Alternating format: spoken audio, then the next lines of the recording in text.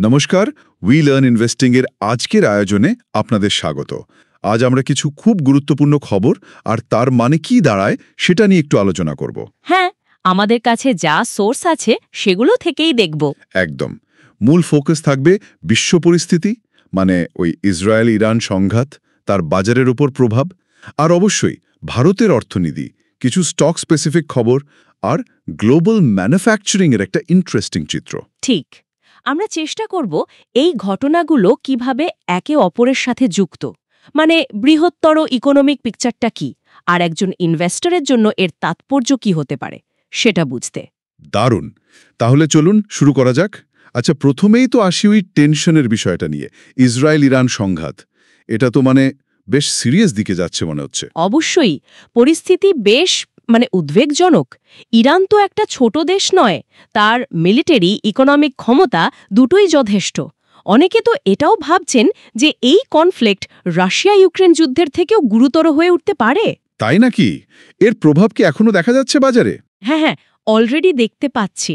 সবচেয়ে বড় প্রভাব পড়েছে ক্রুড অয়েলের দামে। ধরুন প্রায় 7% বেড়ে ব্রেন্ট ক্রুড প্রায় $74 পৌঁছে গিয়েছিল। ওহ, কারণটা কি? কারণটা সোজা, ইরান নিজেও একজন মেজর ক্রুড অয়েল প্রডিউসার, আবার ওই যে স্ট্রেট অফ হরমুজ খুব গুরুত্বপূর্ণ জলপথ, সেটার উপরও এদের প্রভাব আছে। হ্যাঁ, শুনেছি। ওইখান দিয়ে বিশ্বের প্রায় 30% অয়েল সাপ্লাই যায়। তো সাপ্লাই ব্যাহত হওয়ার একটা আশঙ্কা তৈরি হয়েছে, আর তাতেই দাম বাড়ছে। তার মানে কি আমাদের এখানেও পেট্রোল ডিজেলের দামে প্রভাব পড়তে পারে? সরাসরি পড়তে পারে। শুধু তাই নয়, দেখুন গোল্ডের দামও বেড়েছে। ও আচ্ছা। আসলে যখনই এরকম বড় অনিশ্চয়তা তৈরি হয়, মানুষজন গোল্ডকে একটা সেফ হেভেন অ্যাসেট হিসেবে দেখে, মানে নিরাপদ আশ্রয় আর কি। তাই সোনার দিকে ঝোঁক বাড়ে। বুঝলাম। আচ্ছা, আমেরিকার ভূমিকাটা ঠিক কি এখানে? ওরা তো বলছে আমরা নেই এর মধ্যে। ইউএস অফিশিয়ালি ওইছে পেলে সরাসরি জড়িত নয়, কিন্তু পরিস্থিতি বেশ জটিল। ইরানের কয়েকজন টপ লেভেল আর্মি কমান্ডার্স নিহত হয়েছেন বলে খবর আসছে, যা পরিস্থিতিকে আরও একটু ঘোরালো করে তুলেছে। একটা বড় কনফ্লিক্টের রিস্ক তো থাকছেই। ভারতের উপর এর কি প্রভাব আসতে পারে, বিশেষ করে আমাদের অর্থনীতির উপর?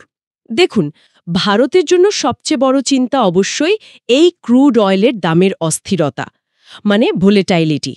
আমরা তো অনেকটা তেল আমদানি করি, তাই দাম বাড়লে সেটা সোজা আমাদের কারেন্ট অ্যাকাউন্ট ডেফিসিটকে বাড়িয়ে দেয়। মানে আমদানি রপ্তানির ফারাকটা। একদম।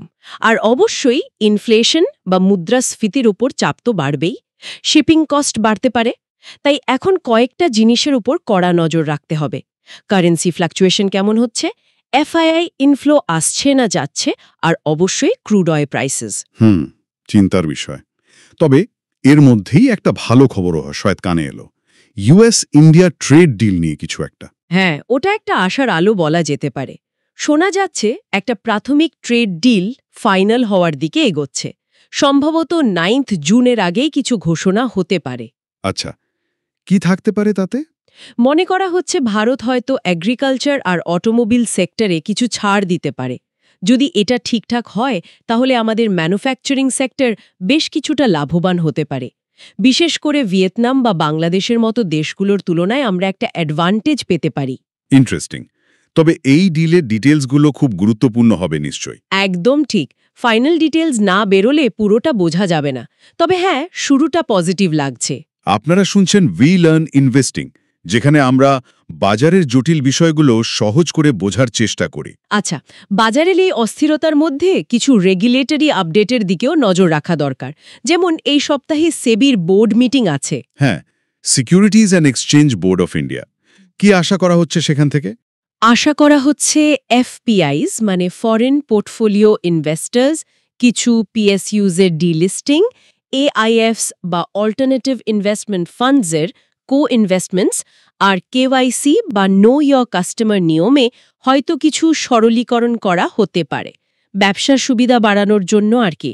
আর আমেরিকার দিক থেকে এফওএমসি মিটিংয়ের কথা বলছিলেন।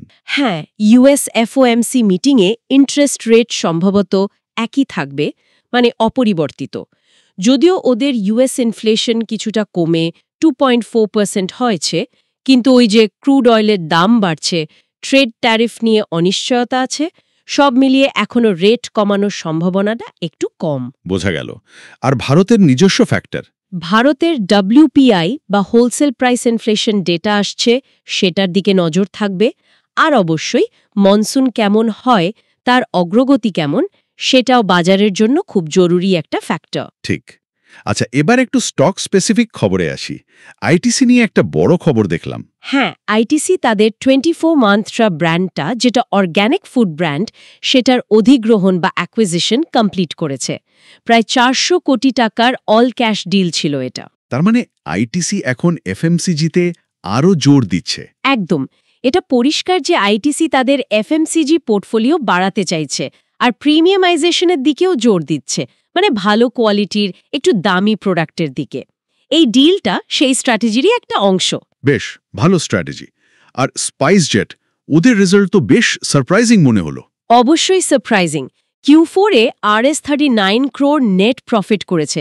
ভাবুন, 60 বছর পর তারা অ্যানুয়াল প্রফিট দেখালো, প্রায় 48 ক্রোর। গত বছর যেখানে 400 ক্রোর লস ছিল। বাহ, কি কারণ বলছে তারা? ওরা বলছে ভালো ডিমান্ড ছিল, কস্ট অপটিমাইজেশন করেছে, মানে খরচ কমিয়েছে, আর yield ইমপ্রুভমেন্ট হয়েছে। তবে হ্যাঁ, এই পারফরমেন্সটা ধরে রাখতে পারবে কিনা সেটাই এখন দেখার। এভিয়েশন সেক্টর তো খুব কম্পিটিটিভ। ঠিক। আচ্ছা, আদানি পরিচালিত হাইফা পোর্ট নিয়েও তো একটা গুজব রটেছিল ইসরায়েলের ঘটনাটার পর। হ্যাঁ, ইরানের মিসাইল স্ট্রাইকের পর একটা গুজব ছড়িয়েছিল যে পোর্টটার ক্ষতি হয়েছে। কিন্তু আদানি গ্রুপের CFO নিজে জানিয়েছেন যে পোর্টের কোনো বড় ক্ষতি হয়নি আর অপারেশনস স্বাভাবিক আছে, আপাতত সেফ আছে। যাক, ভালো খবর। এবার একটা দারুণ ডেটা নিয়ে কথা বলি, যেটা আমার খুব ইন্টারেস্টিং লেগেছে। গত 30 বছরে গ্লোবাল ম্যানুফ্যাকচারিংয়ে বিভিন্ন দেশের শেয়ার কি সাংঘাতিকভাবে বদলেছে। ওহ হ্যাঁ, ডেটাটা সত্যি ফেনমেনাল। ভাবুন, 1995-এ গ্লোবাল ম্যানুফ্যাকচারিংয়ে US-এর শেয়ার ছিল প্রায় 24%।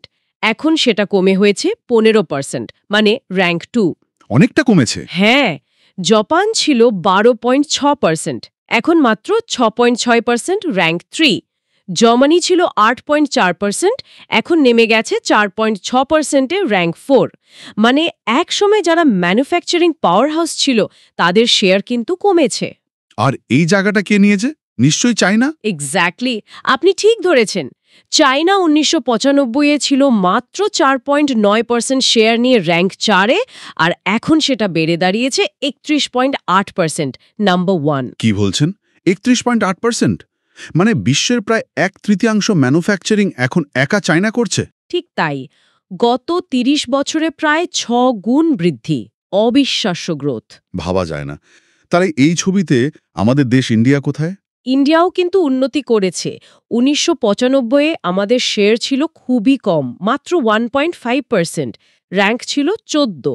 এখন সেটা বেড়ে হয়েছে 3.2% আর র্যাঙ্ক 5। বা 1.5% থেকে 3.2%, মানে দ্বিগুণেরও বেশি শেয়ার বেড়েছে।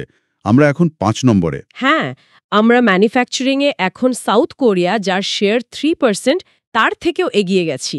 এটা সত্যিই একটা বড় অ্যাচিভমেন্ট, যদিও চায়নার তুলনায় এখনও অনেকটা পথ যেতে হবে, কিন্তু ট্রেন্ডটা তো পজিটিভ। অবশ্যই পজিটিভ। তাহলে আজকের আলোচনার মূল বিষয়গুলো যদি একটু গুছিয়ে নিই, ওই ইসরায়েল-ইরান সংঘাতটা এখন বাজারের জন্য সবচেয়ে বড় রিস্ক ফ্যাক্টর। ক্রুড অয়েলের দামের ওপর এর প্রভাব ভারতের অর্থনীতির জন্য একটা চিন্তার কারণ। তবে US-ইন্ডিয়া ট্রেড ডিল নিয়ে একটা আশার আলোও দেখা যাচ্ছে। একদম। সেই সঙ্গে আমরা আইটিসি স্ট্র্যাটেজিক মুভ দেখলাম, স্পাইসজেটের টার্ন অ্যারাউন্ডের চেষ্টা, আর গ্লোবাল ম্যানুফ্যাকচারিংয়ে চায়নার বিশাল উত্থান আর ভারতের ধীরে ধীরে উঠে আসার একটা চিত্র পেলাম। তাহলে এখনকার পরিস্থিতিতে ইনভেস্টার্সদের জন্য আপনার কি পরামর্শ থাকবে? দেখুন, এই মুহূর্তে বিশেষ করে শর্ট টার্ম ইনভেস্টার্সদের জন্য বাজার বেশ ভলাটাইল বা অস্থির থাকতে পারে, মূলত জিওপলিটিক্যাল কারণে। তাই পরিস্থিতি কোন দিকে মোড় নিচ্ছে সেদিকে খুব ভালোভাবে নজর রাখাটা জরুরি। Crude oil, FII flows, currency, এই বিষয়গুলো খুব ক্রিটিক্যাল থাকবে আগামী দিনে। লং টার্ম পার্সপেক্টিভ হয়তো আলাদা হবে, কিন্তু এই অনিশ্চয়তাটা তো থাকছেই। এই ধরনের ঘটনাগুলোর গতিপথ প্রেডিক্ট করা বেশ কঠিন। ঠিক, তাই একটু সাবধানে এগোনোই ভালো। একদম। আজকের মতো তাহলে এটুকুই। আশা করি উই লার্ন ইনভেস্টিংয়ের এই আলোচনা আপনাদের সাম্প্রতিক পরিস্থিতি বুঝতে কিছুটা হলেও সাহায্য করেছে। আমাদের সঙ্গে থাকার জন্য আপনাদের অনেক ধন্যবাদ। ওয়েল লার্ন ইনভেস্টিংয়ের পক্ষ থেকে আপনাদের সকলকে ধন্যবাদ। আবার কথা হবে পরের আয়োজনে। নমস্কার। আচ্ছা, একটা জিনিস ভাবছিলাম, একদিকে চায়নার ম্যানুফ্যাকচারিংয়ে এত বড় আধিপত্য, আবার অন্যদিকে প্রায় সব দেশই এখন ম্যানুফ্যাকচারিংয়ে জোর দিতে চাইছে, মানে মেক ইন ওন কান্ট্রি টাইপের পলিসি নিচ্ছে। এই অবস্থায় ইন্ডিয়া কি সত্যি চায়নার ছেড়ে যাওয়া জায়গাটা বা নতুন যে সুযোগ তৈরি হচ্ছে সেটা ধরতে পারবে, নাকি প্রতিযোগিতাটা আরও অনেক বেশি কঠিন হয়ে উঠবে? এটা কিন্তু একটা ভাবার মতো বিষয়।